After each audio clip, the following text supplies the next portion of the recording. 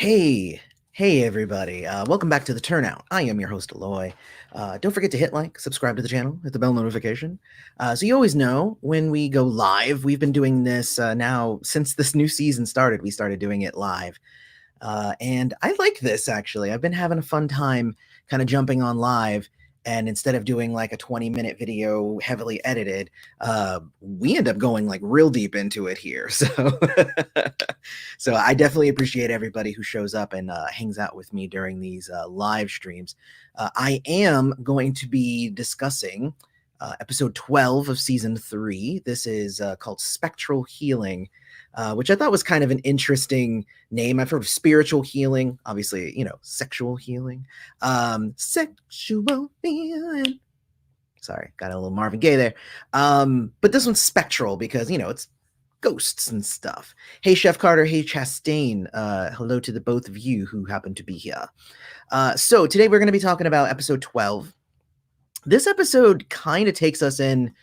There's 3 storylines in this one. So there's one with Abigail, who is trapped in the Tomb of Chaos. We already know. We do not know what's happening with Jordan right now. So they don't even address it. So hopefully something interesting. Hopefully he's not just gone because he's not any kind of supernatural creature. Who knows what being in this sort of prison or whatever could do to somebody who doesn't have any powers or isn't supernatural in some way. So there's that. The second storyline, Abby's storyline's technically like the second storyline. It's probably the second storyline. First storyline would be Macy and Maggie trying to do a seance to bring about Marisol's spirit. And then the third one is that Harry and Mel go to try to find an heir of his so that they can he can become mortal. That's what he mentioned at the end, which I was totally fine with. Some people might not like that idea, but I think it's a grand idea. I like the idea of them doing it. So I'm going to go shot by shot because I thought that I think it was well put together. I just want to go ahead and say that right up front. Hello, David Chambers. Good to see you. And Christian and Madness Arcade. So I do want to say, I think that this episode was actually pretty well put together. And again, I apologize. I actually tried to go live yesterday, but I was having drama here. So that did not happen, but I am live today. So there you go. And thank you so much for the super chat, David. That means a lot. So, we open on Abby in the Tomb of Chaos so I'm going to tell you also where I get commercial breaks. So first off, commercial break right before the show starts. Then we get Abby's kind of in the Tomb of Chaos. She's obviously aware that she's in the Tomb of Chaos. I don't remember there being a scene where they discuss the Tomb of Chaos with Abigail. So I find it interesting that she already knows exactly where she is. And it could just be that happened off screen. But they aren't necessarily being super forthright or sharing anything with Abigail lately. So it seems weird that she just immediately knew. That's just an observation and probably means nothing. But it just seemed weird that she just immediately knew, oh, I'm obviously in the Tomb of Chaos and you're not going to trick me. And he keeps trying to get her to drink her gin. And, that's obviously, we know that in the real world, she had fallen into kind of a funk, a depression, suicidal at times, homicidal at other times. And that drinking was a large part of that. So, again, I don't feel like they actually said it, but the tomb keeps trying to get her to drink, and we're obviously seeing it as a metaphor for if she drinks, then she's going to be kind of just giving in, and that's kind of her crutch. And she's been trying to be a better person, so hopefully she didn't do that. And if you've watched the episode, obviously you already know what happens, but there you go. So that's just where it's up there. Then we cut to Macy, and she is still trying to get rid of the allergy and has tried 267 times so far. So all of them failures. Okay, that's fine. But she gets frustrated and uses her powers, and she ends up finding a box that's got letters from Marisol in it. Very cute. Then we get to Maggie, who is working with Antonio. Turns out they both got the internship now that he didn't die in a horrible car crash. So there you go. So they both got the internship. So I was like, that's good. I just want to point out something in this scene, which I'm sure you all noticed because it was so hard not to notice. And just so you know, I see that the chat's going. I'm gonna hit the chat. I'm gonna do what I normally do is I'm gonna hit my notes and stuff, and then jump into the chat. But essentially, this episode obviously was sponsored by Chime.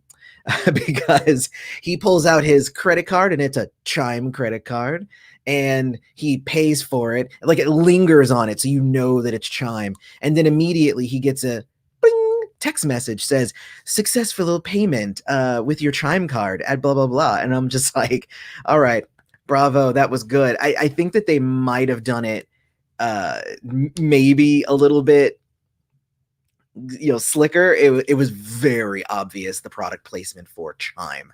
I can't say that it didn't make me want to go look up Chime though. It did, and I did. So I guess it did its job, but I think there might have been a better way to slide that in if they were trying to be secretive about it, but I'm pretty sure they were not.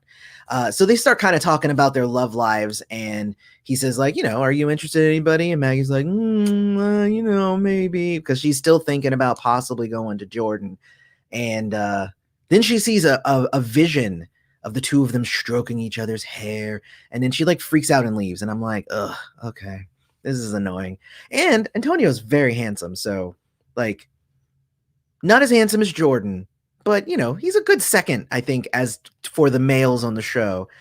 Two very attractive men kind of going after. So then we cut to Harry, and Harry is having a conversation with Mo where Mo says, no, the effect I did before was just temporary. So, and that's what I said last time. I said, no, the effect that he did was he just removed his powers just so that he could kind of suck his brain, but he didn't make him really mortal. So, I had said that a little bit ago because I think we had talked about it here where a lot of people were like, why couldn't they just do that again? It's like, it's a little bit more complicated than that.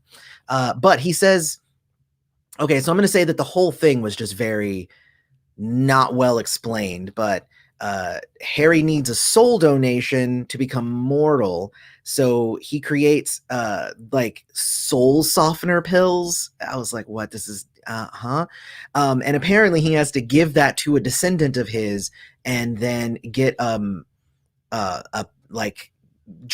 a blood sample so that they can do something. It flew by really, really fast. It was not well explained. And in the end, it seemed very silly because just to jump ahead just a little bit, but it turns out he only needed to find one. He only needed to find one descendant, and he only needed to give them one, maybe two of these pills. So why did they make him 5? It just seemed weird. And yeah, that's exactly what I thought, Chef Carter. I know I said I was going to get the comments later, but yeah, the first thing I thought was stool softeners, and it was like, no, soul softeners. And I'm like, oh God, this is all right. So that part, I really wasn't, it wasn't good. And then he's like, here's a paper and here's all the fine print on these pills. And I'm just like, I think what this was a way for the writers to, like, they could have done this whole thing where it was like going to be a spell and take up extra time of having to get ingredients. And I think they were just like, look, we're just going to do this. It's a side story anyway. This is probably the C plot of the episode. And they were like, let's just make this thing and then it can go and it's fine. So that's how I feel. And I'm okay with it too. I'm just like, but it was just not well explained. It was not well explained. I get what they were supposed to do. It just was not explained well. So then also Ruby seems frustrated with Mel because Mel was like, I'm good. You can come home because I don't have the allergy anymore. And then she gets there and she's like, oh, I still have the allergy. But Ruby says, I love you. And then Mel's like, oh. So, so then they get together, and those letters that they found from Marisol, Macy thinks that it could have a cure for the allergy because one of them says, like, to my daughters when they can't be near each other. And it's like, maybe she had a premonition, which I don't remember Marisol's power being premonitions, but I could just be misremembering. I don't remember that, but who knows? So yeah, I mean, I guess that's where we're at. So that's kind of the setup. Um, Harry actually comes to them and says, I need your permission to be mortal. And they're like, we can't make that decision for you. And he's just like, yes, but I won't be able to heal you. And I'm like, look, dude, you already can't heal them because you can't get close enough to heal any of them because of their allergy. So it really, and I said this last episode, I said this is actually a really good idea because seriously, he is of no use. If this allergy is going to be a thing, he is of no use. Obviously, we know as viewers the allergy is not going to be a thing forever because that would just be stupid. But it's at least going to go throughout the rest of the season. So then it's a question of, how important is it for you to be mortal? And they're like, we can't make that decision for you. And that is exactly the right answer. He needs to make that decision up for himself. But he says basically, I'm going to go visit my son. He's this old dude. And then Harry and Mel go and the son's dead and they're attending his funeral. And I was just like, see, if you had only thought to do this a few days ago, then you could have just hung out with your son and it would have been fine. So let's see. So yeah. Oh, so the only mention that we get of Jordan is that Maggie mentions that Jordan's been ghosting her. And it takes and it kind of makes it is, and that's what makes them think like, oh, well, maybe we can bring Marisol's ghost back. That's a great idea. And I'm like, this seems like this should have been something that they would have thought of before, really, like for a lot of questions and things that they have. But right now is when they've decided to do it. So they get the box that the letter was in, and then they summon the ghost. Yeah, and then Maggie gets possessed, and commercial break.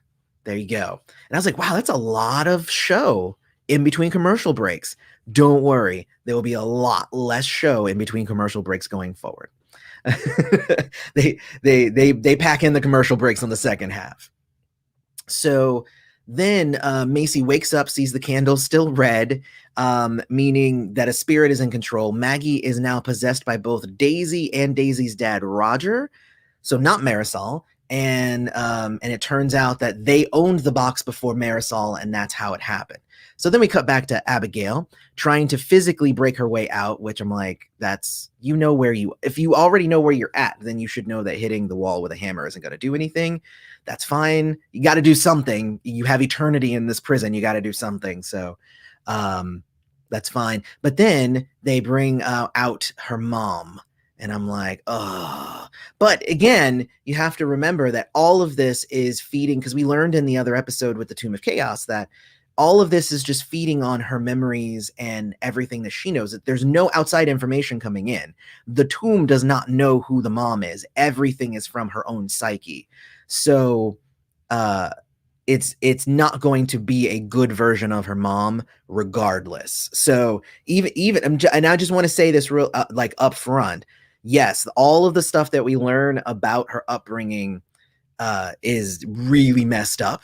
And but at the same time, all of this is from her own memory. So you're going to see the very worst version of all of this. And who knows if there's actual explanations for anything or anything like that. As gays, I guess is what I'll say. Not that there's really any real explanation for these things. I just, I would love to, I can't wait for her mom to show up on the show to try to explain away these things so that we can all give a collective middle finger to Abigail's mom. Let me get to that in a second, though. So, and then we get to Harry and Mel. They meet Jill, who is a granddaughter, and blah, blah, blah. And they find out that the soul softeners fell out of his pocket and his grandson ate them. It's honestly really, I'm going to sum up that shit real quick, because honestly, I felt like that whole thing was really stupid. The little kid eats the soul softeners, but he eats more than one. He eats like 4 of them. And he turns into a goblin, basically, who just needs to eat everything. And eventually he's going to end up killing Jill, his granddaughter. And all of it was really just kind of silly, but it made the importance of family really important to Harry. All right, so good. I can skip over a lot of my notes now because I just told you everything that happens. But yeah, it was really really it was I did not like that portion. I really liked the other two. I liked the Daisy Roger storyline. I thought it was cute. It was very episodic and it felt very akin to like the real feel of charm that we're used to. But then you have the and then you have Abigail's storyline, which I thought was also pretty cool. So I liked those two. Goblin kid, not that was dumb. Like, I have these very important pieces of my soul. Let me put them in a pocket where stuff falls out of it. Like, come on, dude. Sew up your pocket holes. That was is stupid. Um, so yeah, so we get that. Okay, so after that, commercial break again. See, this is how that's work. This is how this works. Another commercial break. Then we get back to Abigail and her mom, and they seem to be having an okay time, but then it kind of turns a little dark. We find out that she was kicked out when she was 16. And it already looks like at this point in the episode that she's going to be giving in to the drink. So it's kind of sad. Antonio shows up to see Maggie as Daisy, and then Roger blasts him. So, okay, that's going to be interesting to explain. Turns out they don't have to. It's very silly. Then Mel, yeah, so then Mel talks to Jill. Turns out Georgie is the one, blah, blah, blah, 4 pills, eating the monster. Commercial break. Another commercial break. You like this? All right, so now back to so after that commercial break, now we go back to Abigail. Pretty much after every commercial, we go to Abigail. It's kind of funny. Seemingly she's having a great time with her mom, but then we learn that the Tomb of Chaos, again, only draws from the prisoner, since we already know that. Everything that they're saying is all from Abigail's subconscious. So her mom offers her a drink, and she refuses. And it kind of all just kind of snaps her back into place, and she's like, oh gosh, okay, I've been kind of, humoring this whole thing, but really, you're not even real.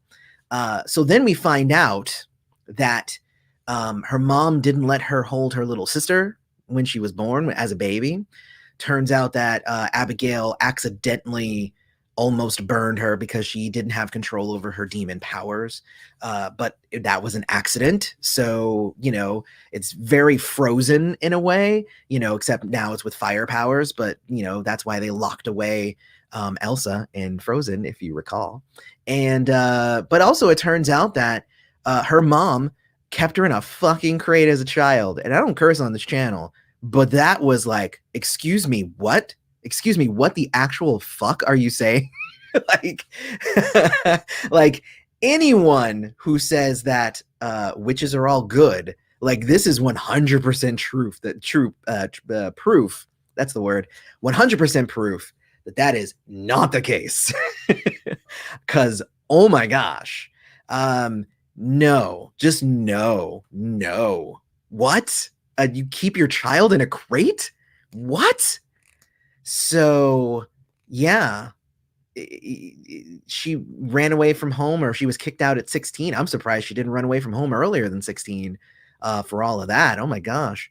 So, and also that her mom just kept trying to remove her demon side, and apparently eventually did, until she just recently got it back. But I was like, no, this is really, really bad.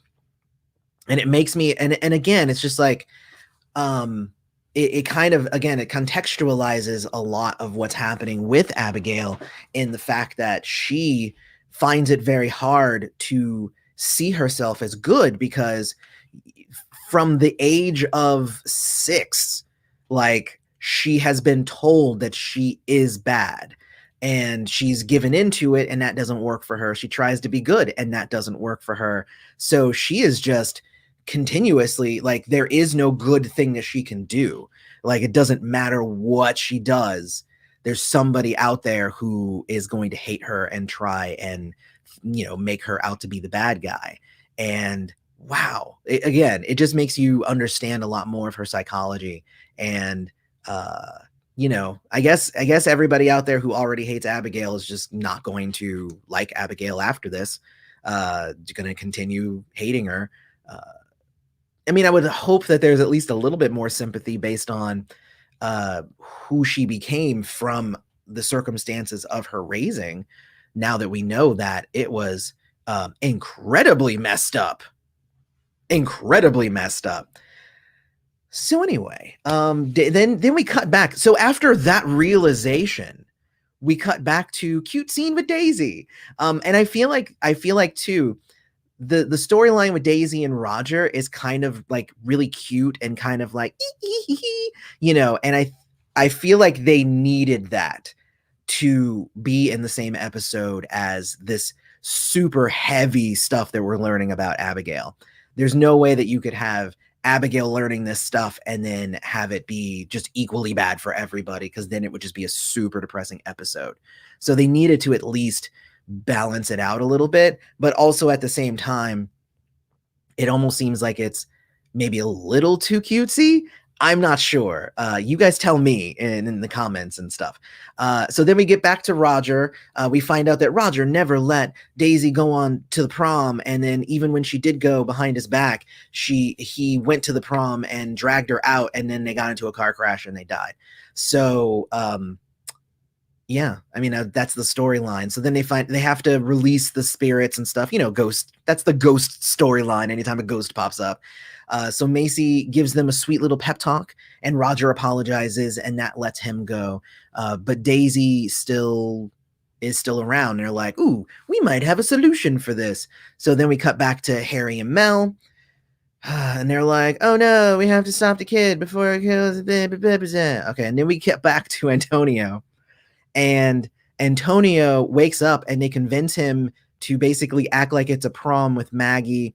They dance and then they like knock his ass back out.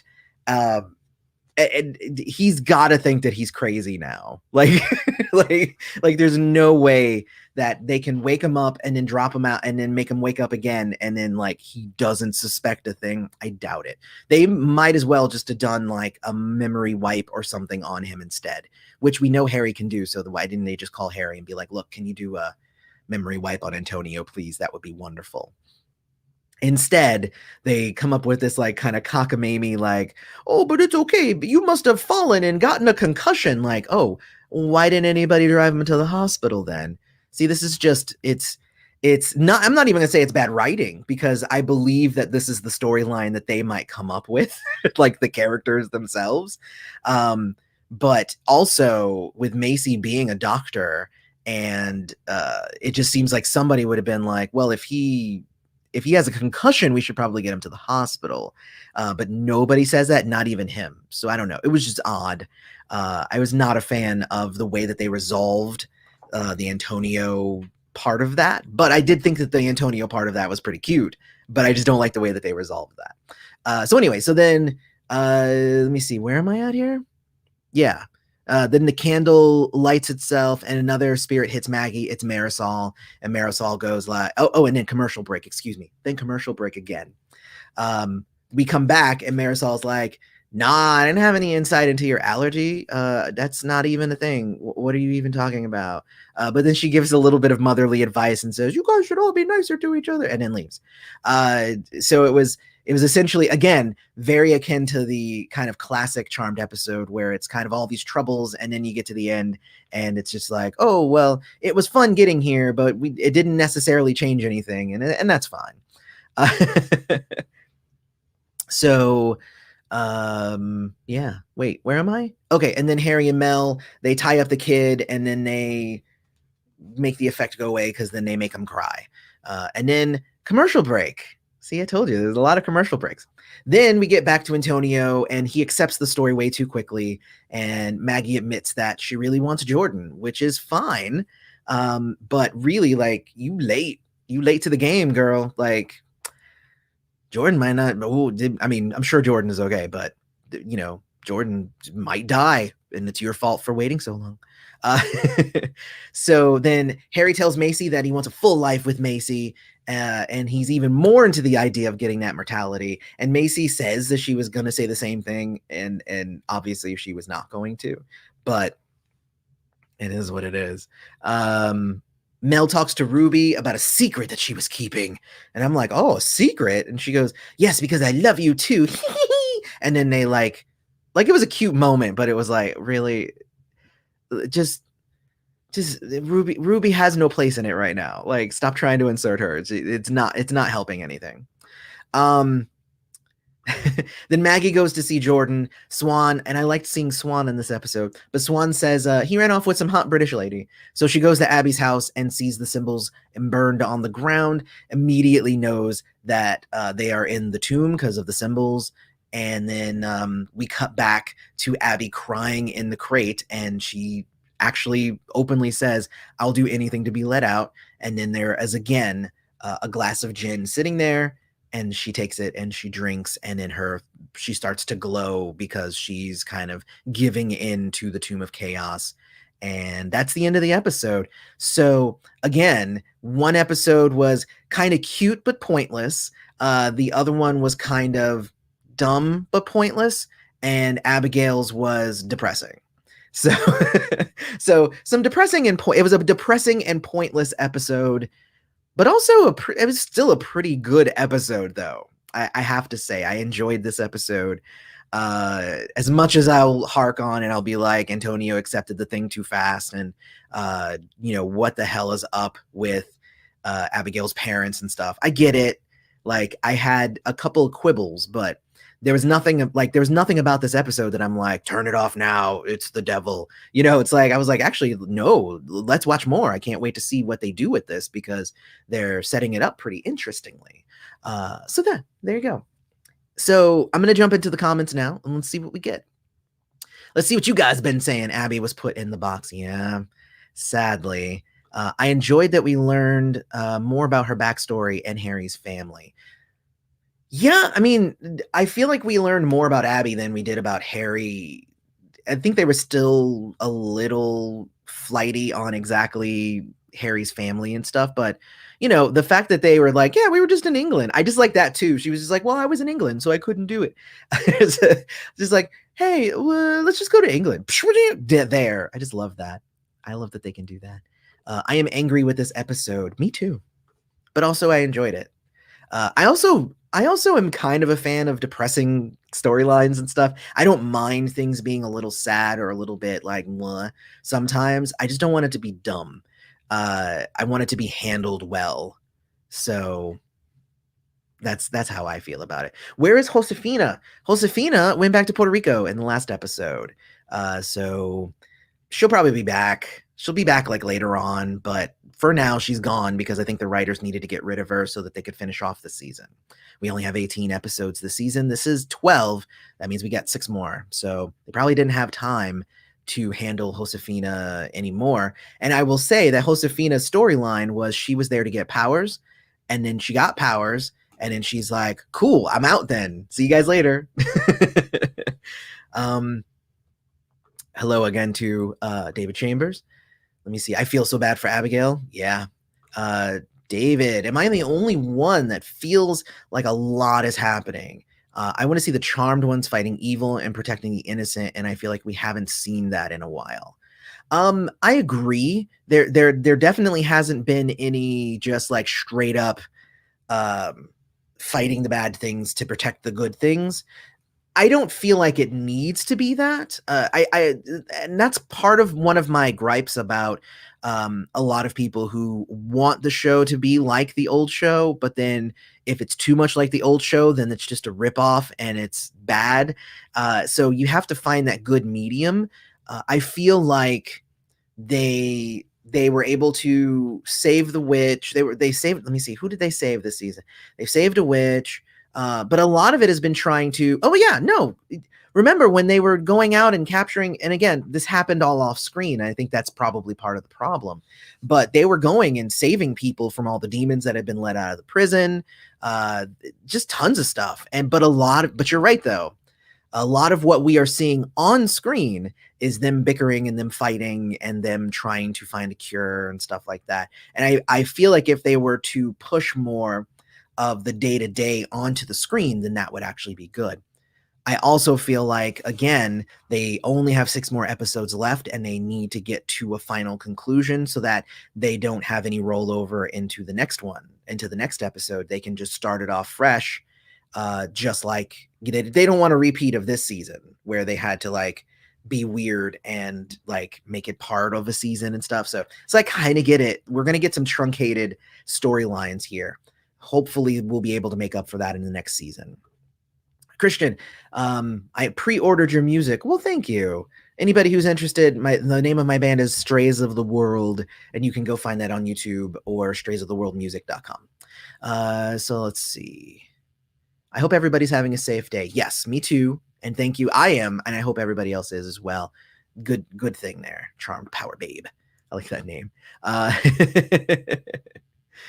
Yes, exactly. It made me want to look into Chime, right? I was like, yeah, what's this Chime thing? It's crazy. So let's see. Everybody been talking about Chime and its product placement. I completely missed the scene, but it obviously did its job. Yeah, and it was very blatant. Like, I don't know how you missed it. Oh, unless you just didn't see the scene at all, but it was very prominent. Abigail and Jordan need to start the therapy for Charmed One's victims. That would be cool. That would be interesting, actually. I don't care about the whole Antonio Maggie stuff. Maggie should just remain single or make up her mind whether she wants Jordan or not. Well, and I think she did this episode. She decided she wants Jordan. So that's good. That's not bad. Soul softener. Do you mean stool softener? Yeah, exactly. Jordan deserves someone that is 200% into him, not someone who leads him on. I can't disagree with that. Where's the lie? Show me the lie in that statement. Hey, Sean. So Tealoy, this episode was giving me pure OG vibes and I missed it. Ready for them to wrap up this some of this hairy mess. He's my least favorite character on the show. He would have been Demon Drake. I guess he would have been a good Demon Drake. I like Harry, and I actually really liked how they expanded on White Lighters and stuff in the second season. It gives us more context for what their job is, how they were created, and whatnot. He's not doing much this season except just being a thing there for Macy to be mad about. So I get what you're saying, though. The writers could give us more Ruby and Mel screen time. I want to see them deal with their relationship, etc. I thought that Ruby was added in a little rushed anyway to replace Kat. And I honestly don't feel the connection between them, but that's, again, I think that's just an issue of not being on screen. It's been this thing that exists, but it's not something we've seen. Kind of similar to the whole fighting the monsters to save the innocents. That's happening, but we're seeing very little of it on screen. I mean, it could do better, but also I feel like they're doing a pretty good job with what they have at the moment. Ready for them to wrap up the Harry stuff. I want him to just be the help. I like Harry having an actual storyline. I just don't want it to devolve into child goblins. That's just me. I don't know. And doesn't Mel have potions for healing? Harry used it on Macy a few episodes back. Did we completely forget about that? No, nobody's forgotten about that. And that's my thing. It's like, I think I talked about this before. Like, if he becomes mortal, they'll lose two things. They'll lose the ability for him to heal them, which he can't heal them anyway. They have to use potions. And because he can't get close enough to heal them.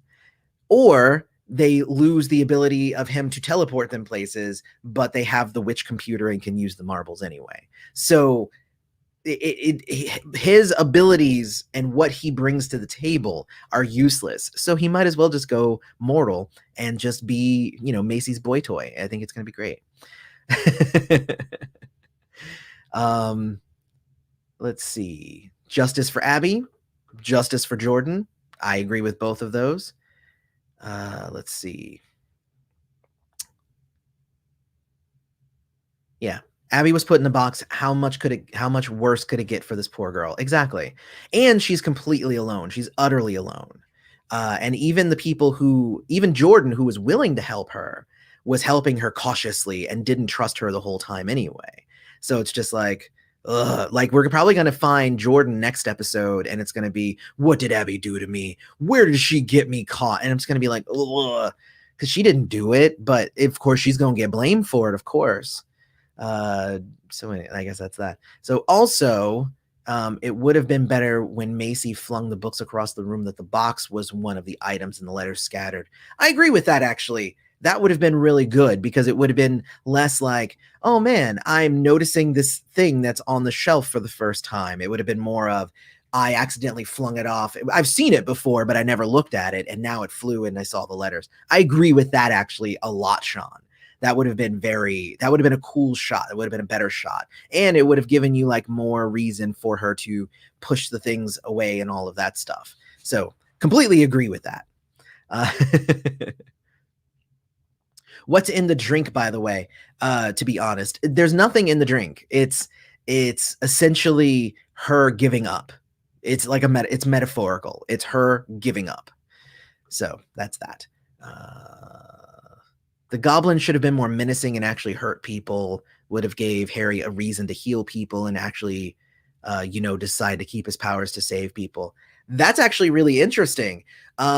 See, Sean, you're pretty good at this, actually. It would have been better if that was the direction that the writers wanted him to go. Instead, the power of family and love saved that kid. So he didn't even need powers for that, which then would lend more in that direction. If we had wanted him to care more about his powers and his healing, then they would have written it that way. So I agree with you, though, if the situation had been switched around, he might have come to a different conclusion. But since the power of heart, that's Mati's power, that's Mati's power. Since that happened, there you go. But I completely agree with you. When Maggie and Antonio were talking about their exes, he said was a real witch, and I was so sure she was going to be an actual witch. Maybe it will. We don't know. Maybe it is. Yes, a mother frickin' crate. Exactly. I feel so bad for Abby as well. It's crazy. So the explains why Abby is the way she is. That part makes sense. It doesn't necessarily explain everything, but it just shows you that she has come to be this person because of the atrocities that have befallen her as a child. The LMAO part of it, I think, is the part that I don't like about this particular comment in the chat. It's not necessarily that funny. I mean, especially not like it would be, there's LOL, which is laugh out loud. This one means like you're laughing your ass off, which would mean that you are just laughing uncontrollably. I don't know. That's a little, she just needs new friends. I don't think she needs new friends. I think that after this season, Abigail needs to find not friends. She needs to find somebody who cares about her, maybe her sister. And I think that's part of it. I think that's why they keep mentioning the sister, is because I feel like if the mom was willing to do this to one of her children, there is the high likeliness that she was willing to do it to both her children. And from Abigail's point of view, her sister, which I don't even did they even say her name? Tell me in the chat if they said her sister's name. But my thought is that she's probably going to meet her sister at some point, and her sister's going to be like, "Oh, you thought that I was the favorite child? No. Because you came out the way you did, here's all the stuff I had to go through, and maybe it wasn't me in a box, but it was very bad." So I feel like this is just a terrible mom. This is the story of a bad mom, and not necessarily of this is what happens and then you make demons out of it. It's like, no, it's like, I feel like in the end, the other sister's going to come in, her sister, I think Abby's sister is going to show up, and then they're going to be like, they're going to talk, and they're going to realize that they don't have an issue with each other. It literally is the mom that was the issue.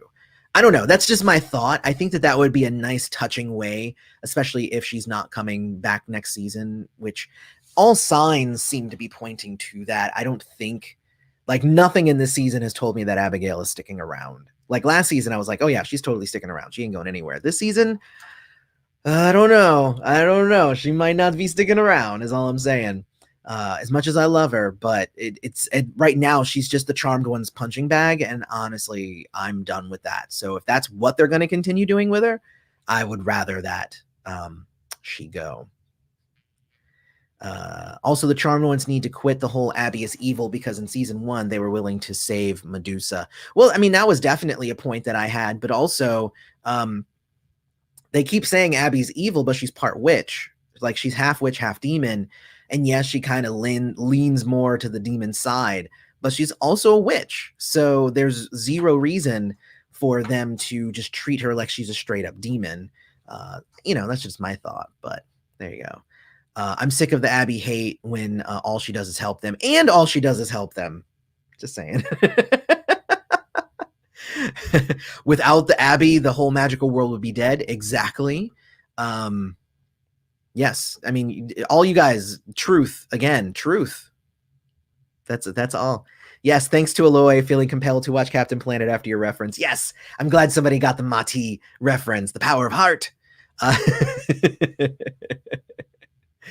Oh, David, you are the only one who wants Mel and Abby together. Well, I'm not gonna say you're the only one. I think you're the only one here, because I definitely don't want it.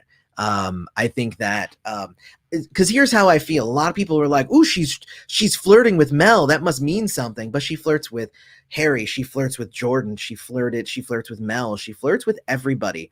It's a coping mechanism for Abigail. It's actually a bad one, because it keeps making people think that she's actually interested in them when she's not. It's a manipulation tactic and a coping mechanism that she has, that she's built up. That's how she has defined her relationship to the world, is that I am a sex object, and thus I should use my sexuality in order to get things from people.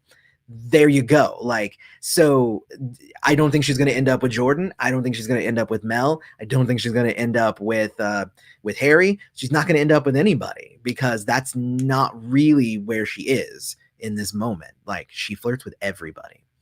But yeah, there you go.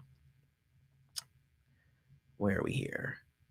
I think the drink symbolizes Abby's caving with her mom, and that she is bad and deserves all the things that she suffered, and she finally does, and then hardens, much like her mother did. Exactly. I feel like that is her giving in. That's because the drink was not really a drink, just like the walls aren't real walls, and her mom is not her real mom. Nothing in there is really real. This was more just a way to get her to give up. And they did that. And the Tomb of Chaos is designed to do that. So it makes complete sense that it would work. Now, the only reason, and just to flash back, the reason it didn't work on the Charmed ones, and first off, it did work on the Charmed ones. It worked on Maggie. If you recall, she had been in there longer than everybody else, and she was fully acclimated. If she had just continued being by herself, she would have been that feral lady living in safe space, and that's would have just been the rest of her life. That's how the tomb is created. It was only because the other ones came in after her and they were able to find each other that they were able to escape. If they had stayed in their own personal prisons, then they would just still be in there. So I don't even feel like Abigail, I don't even feel like this is a fault of Abigail for giving in. The tomb is designed to make you give in. So, like, if she didn't give in, then this prison would be crap. And how has it been working for thousands of years at that point? So it's not even a fault on her, is what I'm saying, for her to have given up. Anyway, there's that thought. Let's see. Where am I? Okay. Sorry. It jumped around. The chat jumps around, and I apologize. Sometimes, yeah, if you do like a super chat, I immediately see it. But if it's not that, then not much I can do about it. Sometimes it jumps around. Waverly, is that the name? Okay, so Waverly is her sister's name. So yes, and I don't think that Waverly is going to show up, obviously, in the prison, but I feel like that's how I, as a writer, would finish off Abigail's story. Is I would have her eventually really do get to meet up with Waverly and have them sit down and really talk about their terrible fucking mom. And then they're just like, you know what? Me and you need to go and we need to rediscover this sisterly bond that we have. And I feel like that would be really, really strong in the central theme of Charmed anyway, which would be sisterhood. So I feel like that would be a really good way to finish off Abigail's story. And then kind of like what you just said here. Where is it? Yeah. So Abby and Waverly riding off into the sunset. They can heal and bond, and it's awesome. Bam, done. And then that would be a way to end Abigail's storyline. And I feel like that's also just so you know, I feel like that's also where they're going with it. Like everything that we're learning, I feel like we're learning it at a pace, and we're mentioning the sister again and all this stuff. So it feels like it's already going in that direction. So this is a prediction, but it's something that I feel like the writers are telegraphing slightly. So there's that. Hi, Erica. Abby, the queen we stand. Yes, I agree. Yes, I agree, Aloy. She flirts with everybody. Exactly. And that's all it is. It's just flirting. If she flirts with you, don't think that she's actually into you. Just saying. She ain't really into you. Made it, but you're late. Erica, I always appreciate it when you show up. Thank you. And Ray, yes, you've caught me. We're likely here for another 5-10 minutes, but you have definitely caught me. We stand with Abigail 100%. Let's see. I would like to say that this episode needed more Jordan. I feel myself losing interest when he's not there, and that's because I do love this show, and that's sad because I do love this show. I agree, but also I liked the fact that they didn't try to split it up as much. They already had 3 storylines going on. I like that they mentioned Jordan at the beginning and that he's been ghosting, and then they mentioned him at the end, which means the next episode is going to be focused on them getting Jordan and Abigail, but mostly they're going in for Jordan, and that makes sense. So the next episode is going to have all the Jordan that you would love to see. So let's see.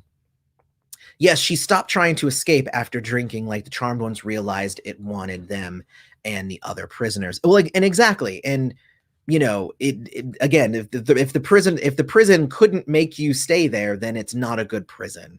So there you go. That was her giving in, just the same way that Maggie gave in, and it wasn't until Mel and Macy found her that they were able to snap her out of it. So what we're going to find is, I can't wait to see what Jordan is doing, because again, Jordan's prison would be very, very bad because of a lot of the stuff that he's dealt with in his life, which may or may not be as bad as Abigail's. We just know about his jobs and his school and stuff, but man, it's gonna be really bad.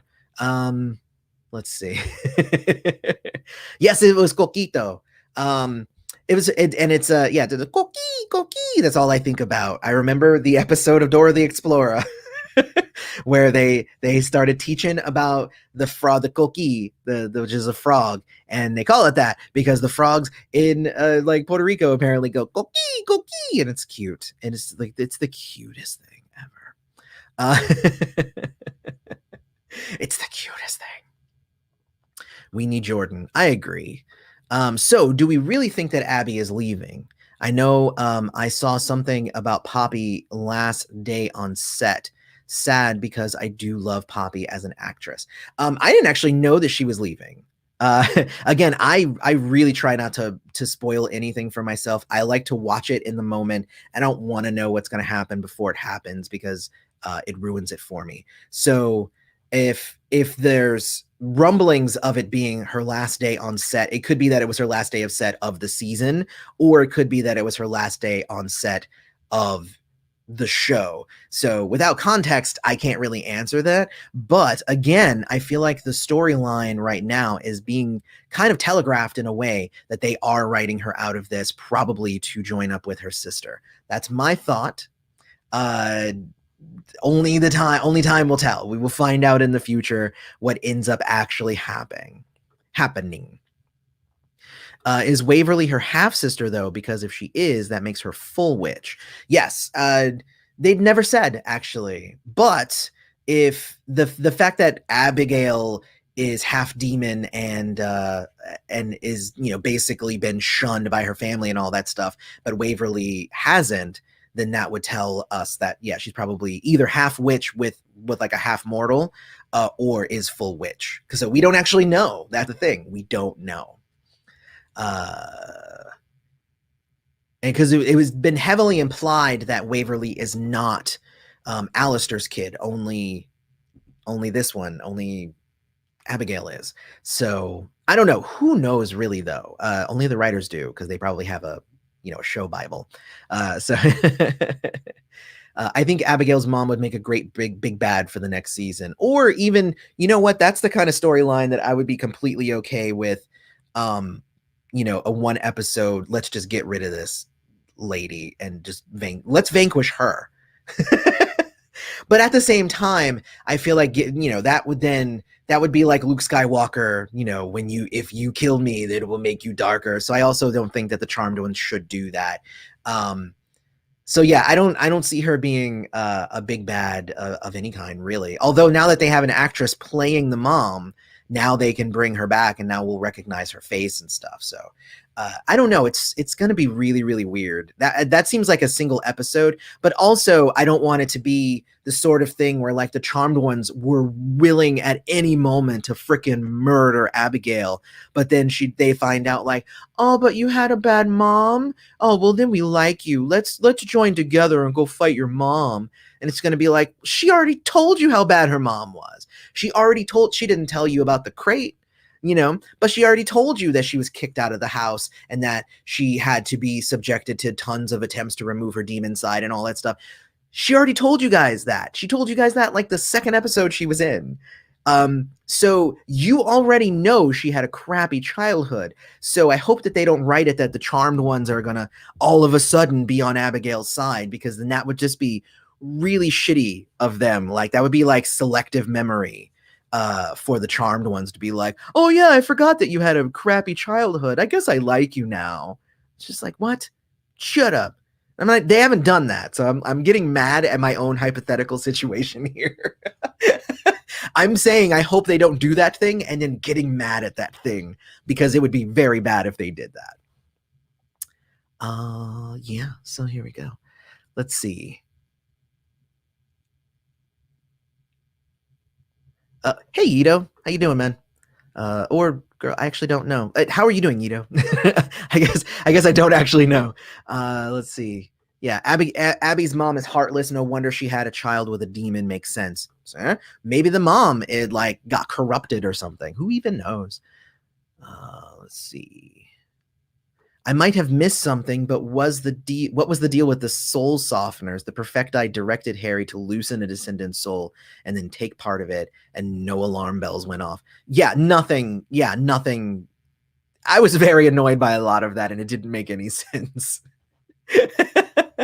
But you got it though. That's essentially it.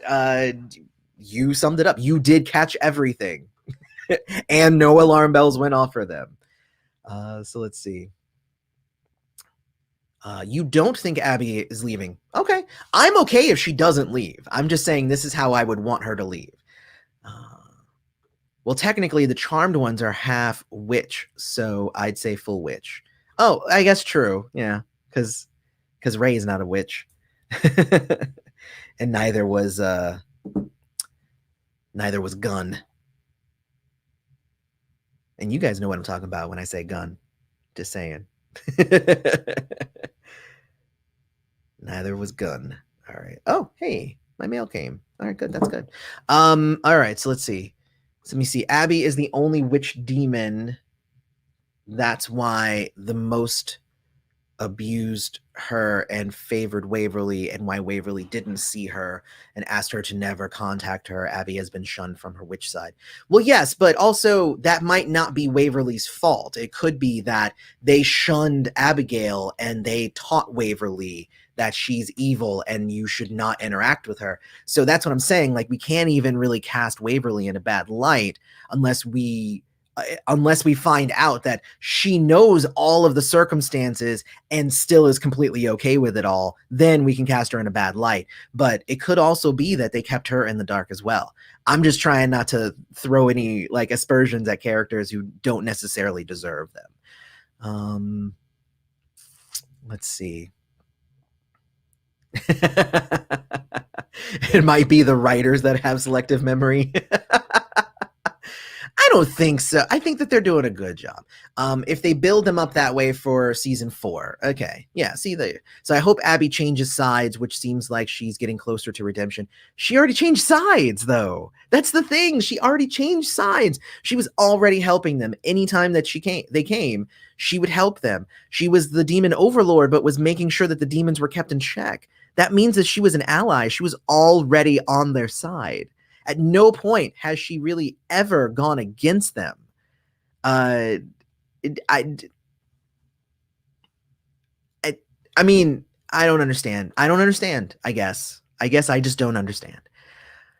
All right, so the charmed ones have a hard time believing a mother can be bad. That's because they themselves had a mother who did give them warm love. Well, gave them warm love, but also left Puerto Rico stealing the family book of shadows and lied about having any family there, which is why they grew up with no cousins, no aunts and uncles. So like when Marisol was there, they didn't go like, also, hey, what about all this family back in Puerto Rico that you stole from and all that stuff? And I would have seen, it would have been funny to see Marisol go, oh, did I, oh, I'm sorry, I'm fading, bye. Oh. And she would,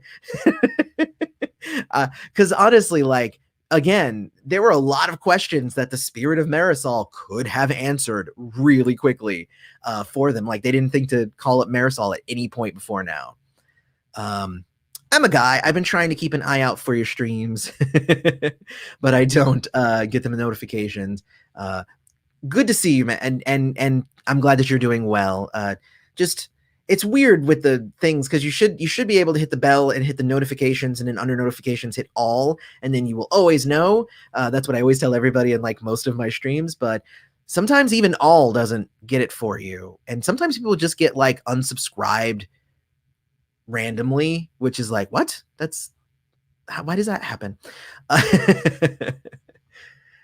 So let's see. I think this is such a complicated story about trauma, and should this mom should have gone through and with this pregnancy, with all the trauma and abuse she probably had with Alistair, she placed on Abby.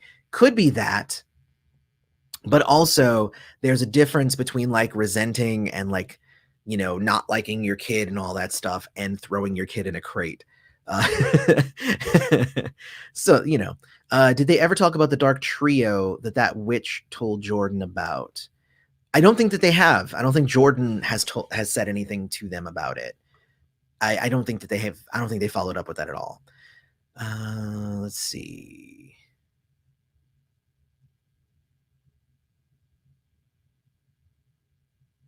I think the mom manipulated Waverly into hating Abigail because she only... Yeah, exactly. That's what I said.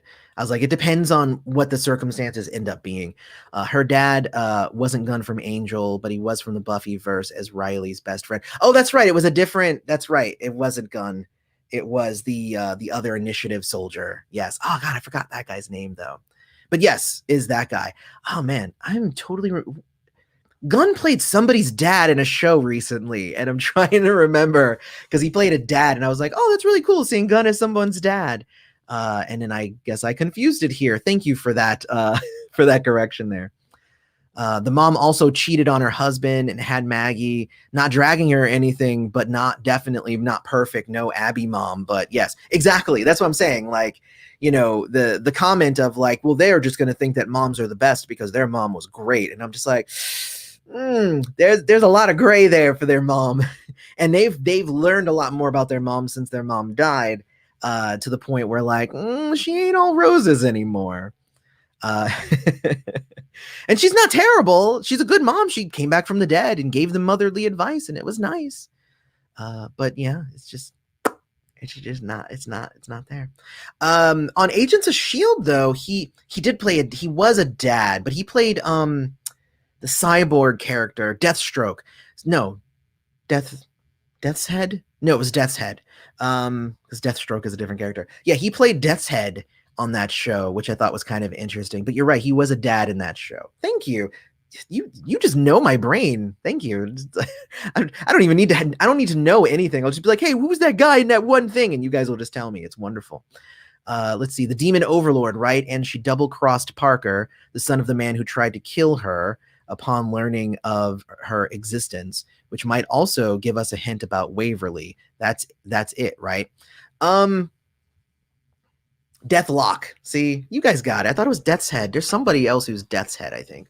So the demon overlord, yeah, she double-crossed Parker, but of course Parker double-crossed her right before that, so she was more of a triple cross, like, because she crossed him and then he double-crossed her and then she triple-crossed him. So that's a back and forth that it seems like the two of them have had, whereas her relationship with Waverly is non-existent. Whereas her interaction with Parker is kind of a tit for tat sort of thing. But you also notice that anytime that one had the chance to really off the other, they didn't. And it was more just a can I one up you sort of back and forth, very sibling rivalry sort of thing. But from what we know, the relationship with Waverly is more or less non-existent. So I don't think that it's the same as with Parker. And again, their relationship between Parker and Abigail really seemed like it was I don't know, like I hate to say mutual respect, but like they didn't want to kill each other. They were both only half demons, so both of them were like, you know, we have our demons, we have like our human sides, our mortal, our good sides to kind of keep our bad sides in check. That does not go for Hunter, and I was very happy to see Hunter go. So yeah, yes, Parker poo. Exactly. All right, so let's see. I meant that she might have counted Parker as an enemy allied with her parent right off the bat, because that's what she got with Waverly, maybe. Just an idea. Oh, I see what you're saying. Yeah, I mean, it could be, but it seemed like, again, it seems like every time she's tried to interact with Waverly, she gets stonewalled. When she tried to interact with Parker, Parker would meet with her, and then they would just go like, oh, I'm going to beat you. Oh, I'm going to beat you. So like they had an interaction. They had a relationship.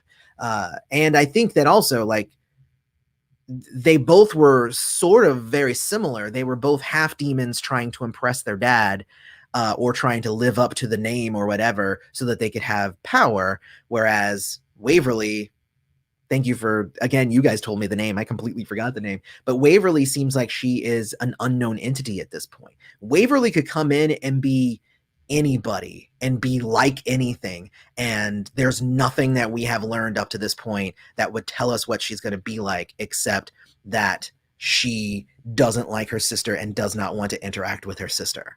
So let me see. So do we have any idea about who the big bad is for this season, or is it just the allergy? Oh, well, I've predicted this already. It's the Perfecti are the big bads. The Perfecti are going to help them seal away the bad guys into the prison and everything. And then the Charmed ones are, this is my guess, then the Charmed ones are going to say, so thank you for coming and helping, and I guess you guys are going to have fun going back into the Tomb of Chaos. And they're going to be like, we ain't going back in that thing. They're away. We're going to stay out here, and we're going to make everything perfect now. That's what I see happening, and then they're going to have to fight the Perfecti. So hopefully they don't. So here's the thing. So from a story point wise, like from the characters, I really hope that Harry becomes mortal. From a storytelling aspect, he can't become mortal because because he has to be able to teleport and help people, and not necessarily help the Charmed ones, but you know, a lot of the time, if you've noticed, is they're fighting a thing and they say, Harry, take that person and get them to safety, and that's his job. So like they need him. But yes, it's going to be the Perfecti are going to be the bad guys. That's my prediction, especially with only 6 episodes left and no other bad guy has really shown their face. And I predicted this, I think, through 2-3 episodes ago. Whenever the Perfecti were there, I was like, yeah, they're going to make us think that they're bad guys and then show us that they're good guys. and then double cross us as the viewers and tell us that they actually are the bad guys. So that's what's going to happen. The Perfecti do seem overpowered, and that would be quite the fight. However, even the Perfecti have said on several occasions, you three are the charmed ones, and you possess the power of 3, which is the most powerful magic around.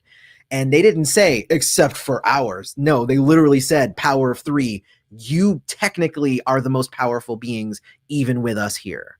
So it would be a good fight, but as soon as they unleash the power of 3, it'd be over, sadly. And that's from the Perfecti's mouth. That's them saying it. That's not even me making it up.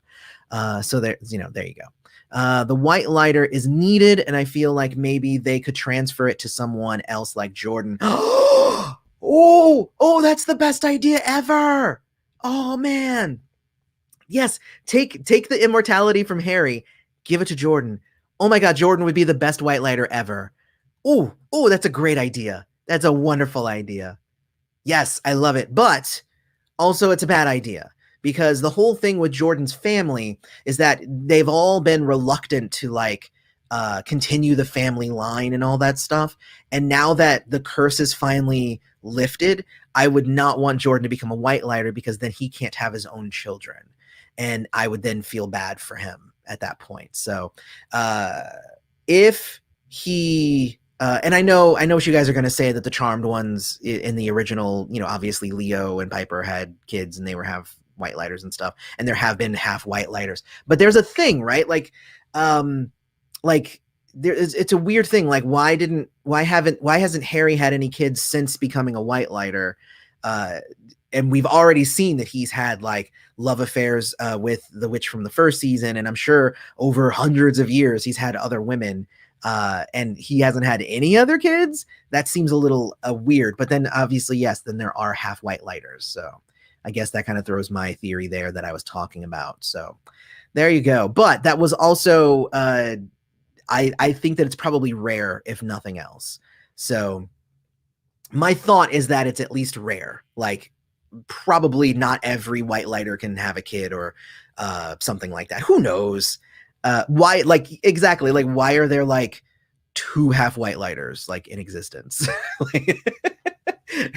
There has to be something to that.